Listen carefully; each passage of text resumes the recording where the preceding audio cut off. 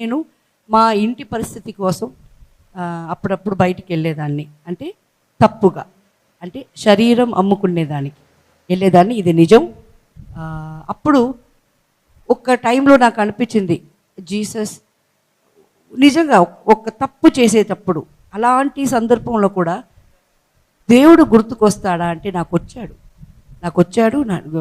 Jesus please, ఇది ఇది ఇది టక్కన అయిపోవాలా, నా వల్ల కావట్లేదు అని బాధపడి నేను ఏడిశాను. అప్పుడు ఒక మాట అనుకున్నాను, నాకు రోజుకి 10,000 రూపాయలు షూటింగ్లో వస్తే, యాక్టింగ్ చేసేదానికి వస్తే, ఇలాంటి చెడు పని జన్మానికి చెయ్యను అని నేను ఒట్టు జీసస్ కాడ ఒట్టేశాను.